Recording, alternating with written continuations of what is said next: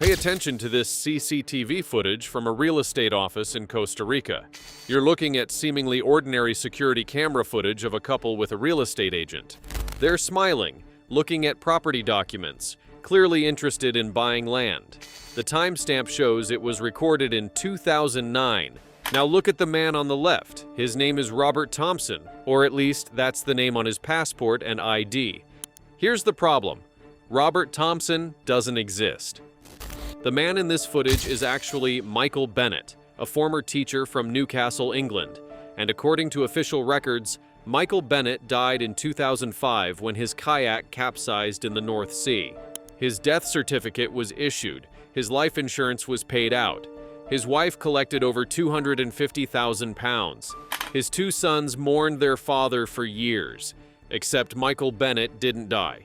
He's right there in that footage, very much alive, buying property in Central America with the insurance money his death generated. This CCTV recording is about to blow apart one of the most audacious and cruel insurance frauds in British history. You know that moment when you lose someone you love? When the person who was supposed to be there forever is suddenly gone, and you're left trying to figure out how to keep living without them? For David and James Bennett, ages 19 and 21, that moment came on March 21st, 2005, when their father Michael went out for what should have been a routine kayaking trip in the North Sea and never came back. The Coast Guard found his kayak, smashed and empty, washed up on shore.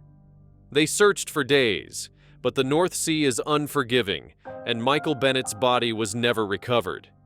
David and James had to accept that their father was gone. They held a memorial service. They supported their mother, Sarah, through her grief. They tried to move forward with their lives while carrying the weight of that loss. What they didn't know, what they couldn't have imagined, was that their father wasn't dead at all. He was alive, hiding in a secret apartment next door to their family home, living a nocturnal existence while his own sons grieved for him. This is the story of a man who faked his own death to escape debt and collect insurance money. A man who let his children mourn him while he hid in the shadows of their own house. And a man whose elaborate deception eventually collapsed in the most public and humiliating way possible.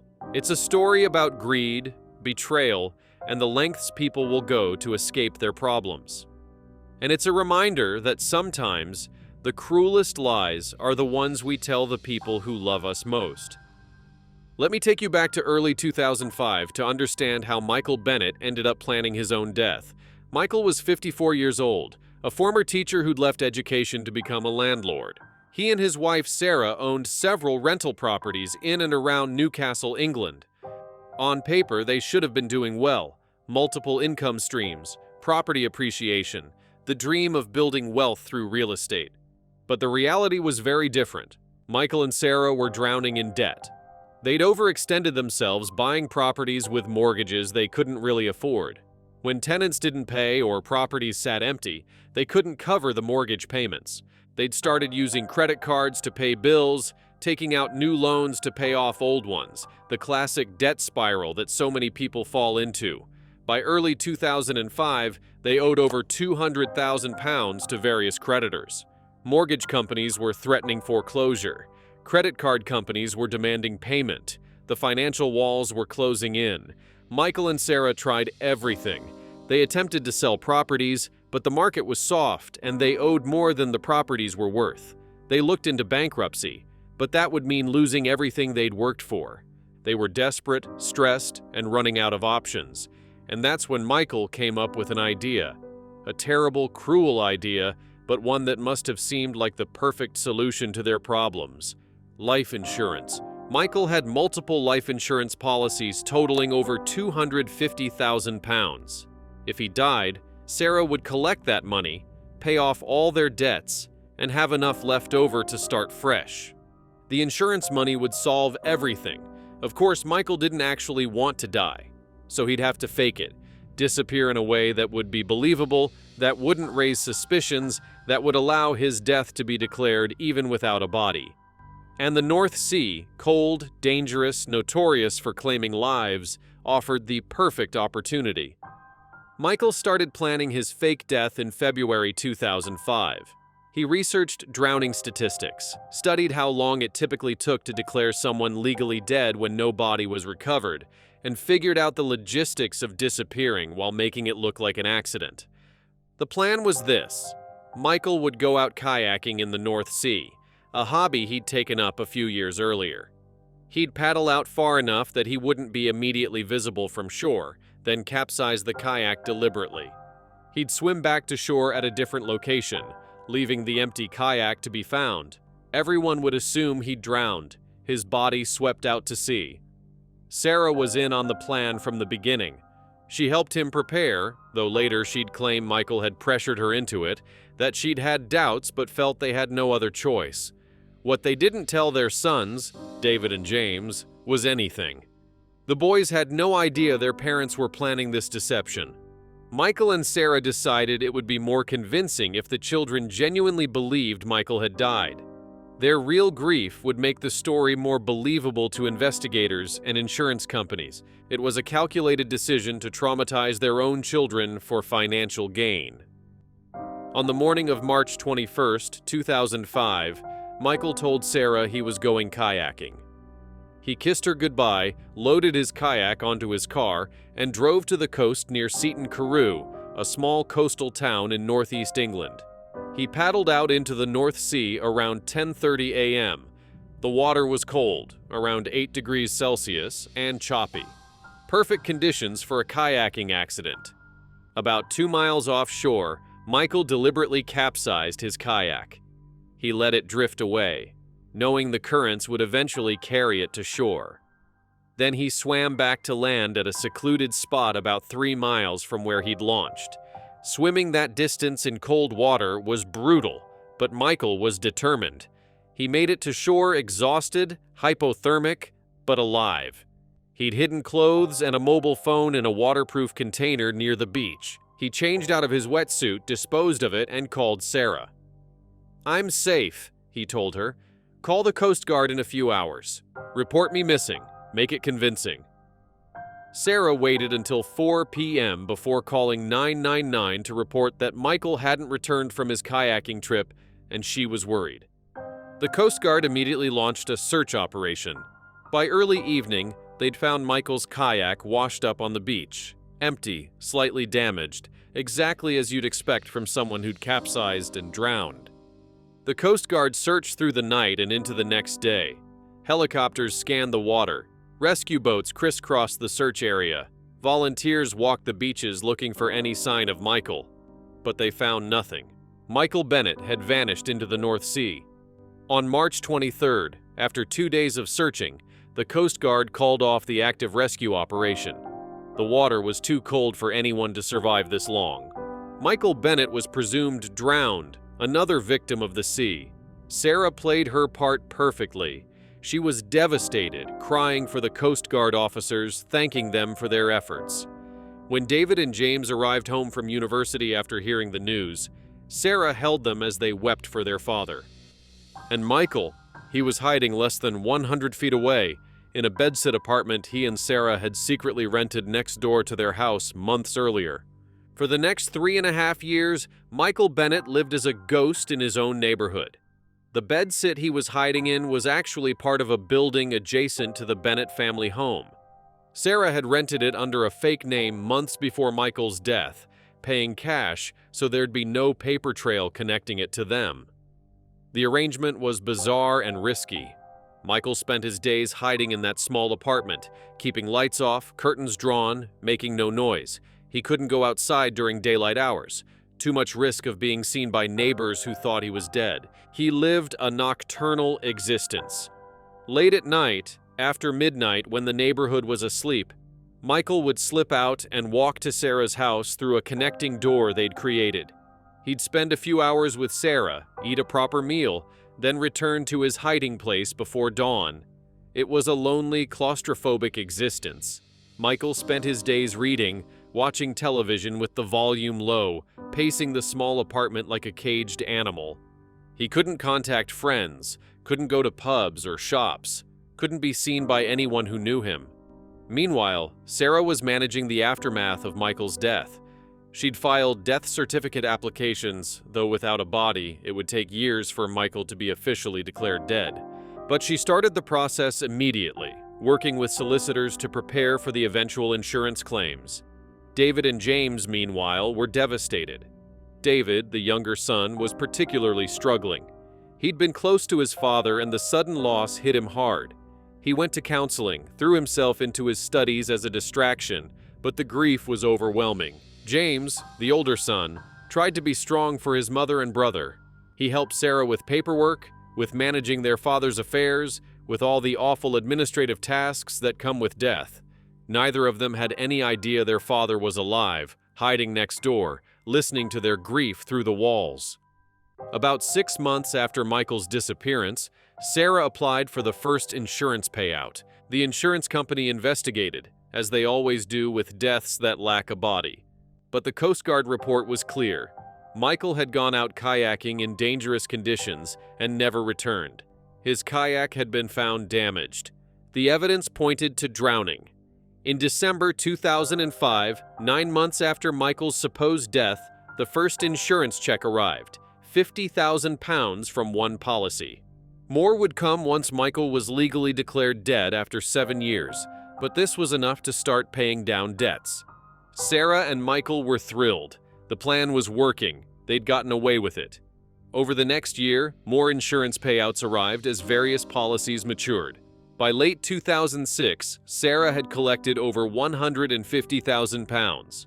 They paid off the most pressing debts, sold some of the rental properties to clear mortgages, and started planning their next move. Because Michael couldn't hide in that bedsit forever. Eventually, they'd need to leave England entirely, start fresh somewhere no one knew them. They chose Panama. Specifically, they were looking at property in Bocas del Toro, a Caribbean archipelago on Panama's coast that was becoming popular with British expats.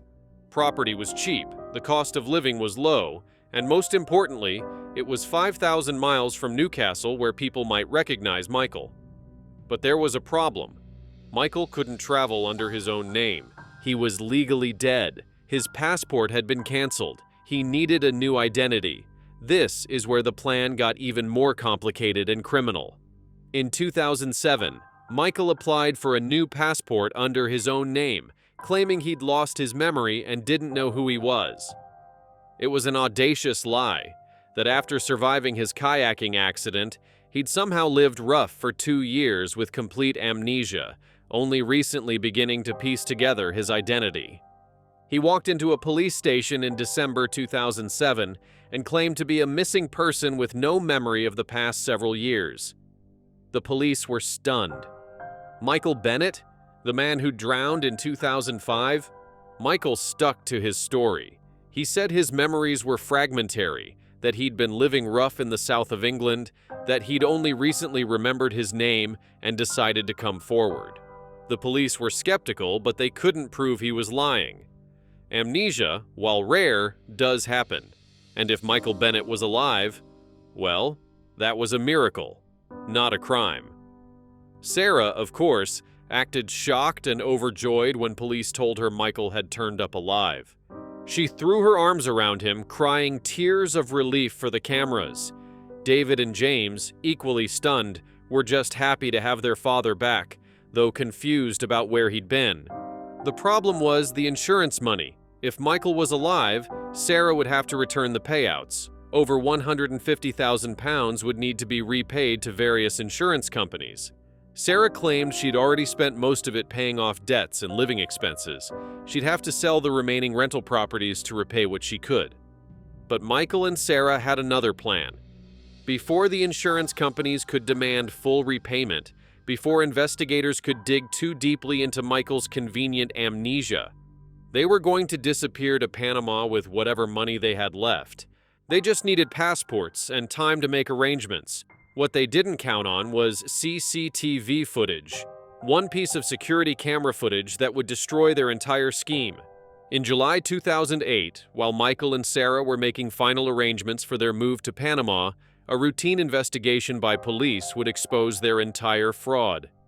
A detective working on the insurance fraud unit was reviewing Michael's miraculous return and convenient amnesia. Something about the story didn't sit right with him. The timing was too convenient. The amnesia claim was too neat. He decided to do some digging. If Michael really had amnesia and had been living rough in southern England for years, there shouldn't be any record of him during that time, right? No paper trail, no travel records, nothing. The detective contacted authorities in Panama and Costa Rica, knowing the Bennetts had expressed interest in moving there. He asked if there were any records of Michael or Sarah Bennett visiting these countries between 2005 and 2007, and that's when he found it. Remember that CCTV footage from the pre-intro? The one showing Michael and Sarah in a Costa Rica real estate office? Actually, it was Costa Rica, not Panama. They'd been property shopping in multiple Central American countries, and the footage had been recorded in December 2006, over a year before Michael supposedly returned with his amnesia story. The security camera footage from the real estate office showed Michael looking perfectly healthy and oriented. He was smiling, clearly engaged in the property purchase process, showing no signs of memory loss or confusion. The timestamp proved he'd been alive and well in late 2006, 2 years after his supposed drowning and a full year before his convenient return from amnesia. The CCTV footage destroyed their entire story. Michael couldn't have had amnesia if he was buying property abroad with his wife. They couldn't have both been shocked by his miraculous survival if they'd been traveling together in Central America. The detective presented the evidence to his superiors immediately. Within hours, detectives were at Michael and Sarah's door with copies of the security footage. When confronted with the evidence, Michael's amnesia story collapsed. He tried to claim the footage was a mistake, that it must have been someone who looked like him. But the real estate office in Costa Rica confirmed the Bennetts had visited and purchased land. They even had signed documents with Michael's signature.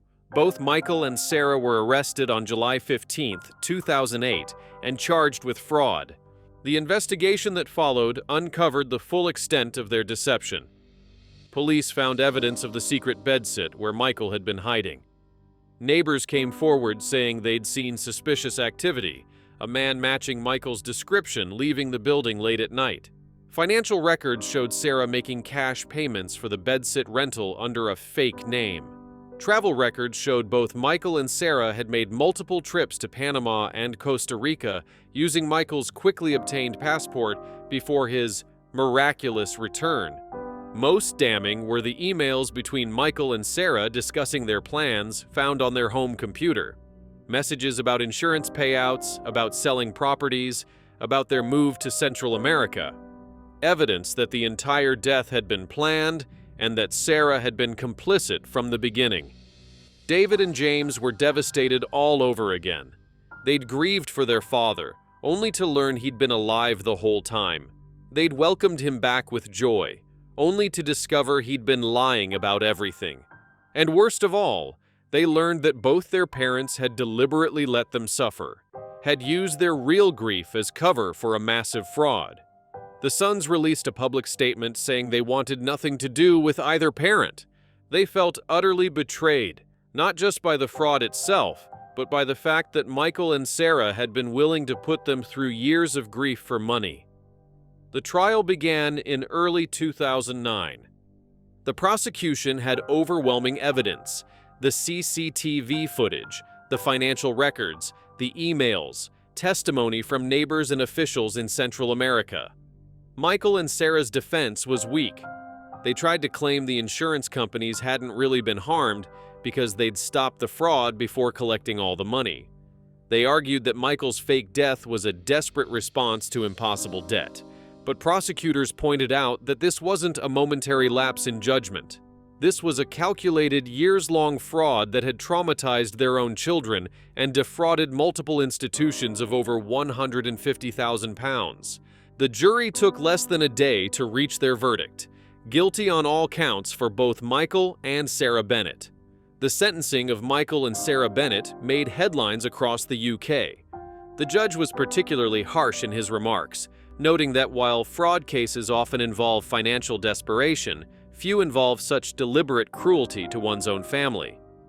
"You didn't just defraud insurance companies," the judge told Michael. You defrauded your own sons of years they could have spent with their living father.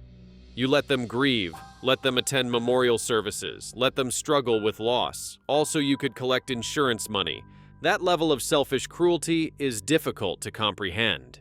For Sarah, the judge noted that while she might have initially been pressured into the scheme by financial desperation, she'd actively participated for years. She'd lied to her children, maintained the deception, and helped plan their escape to Central America. David and James Bennett were in court for sentencing but refused to look at their parents. In a statement read by their solicitor, they said, "The father we mourned in 2005 is truly dead to us now. The people sitting in that courtroom are strangers who happen to share our DNA. We want nothing to do with them." The case had a ripple effect beyond the Bennett family. Insurance companies tightened their policies around payouts in cases without bodies. The incident became a cautionary tale used in fraud prevention training. Michael's former teaching colleagues expressed shock and disappointment. Students who'd once admired him felt betrayed. The community that had mourned his death felt foolish and manipulated. The small bedsit where Michael had hidden for 3 years became a local curiosity, with people driving by to see where the canoe man had lived as a ghost. Michael and Sarah lost everything. Their remaining properties were seized to repay insurance companies. Their sons cut off all contact. They became national symbols of greed and parental betrayal. In interviews from prison, both expressed regret, though mostly for getting caught rather than for what they'd done. Michael claimed he'd planned to reveal himself eventually and reunite with his sons properly. Sarah said she'd been pressured into the scheme but couldn't explain why she'd maintained it for years. Neither explanation convinced anyone, least of all David and James. Michael Bennett was convicted on the following charges: fraud by false representation, obtaining money transfer by deception, and multiple counts of making false statements to obtain insurance payments. He was sentenced to 6 years and 3 months in prison. Sarah Bennett was convicted on the following charges: fraud by false representation, money laundering, and conspiracy to commit fraud. She was sentenced to 6 years and 6 months in prison. Both served their full sentences and were released in 2015. They divorced shortly after release and reportedly have no contact with each other or their sons. David and James Bennett have rebuilt their lives away from the media spotlight. They've changed their surname and have made it clear they consider themselves to have no parents. The trauma of being deliberately deceived and used by the people who were supposed to love them most has required years of therapy. Michael Bennett didn't die in the North Sea in 2005, but the father that David and James had loved did die, killed not by drowning, but by greed, deception, and an unthinkable willingness to traumatize his own children for financial gain. Rest in peace to the family that could have been, to the trust that was broken, to the years of genuine grief that were exploited, and to the relationship between parents and children that can never be repaired. Some betrayals are too deep to forgive, some lies are too cruel to excuse, and some people value money more than they value love. The Bennetts proved that in the worst possible way.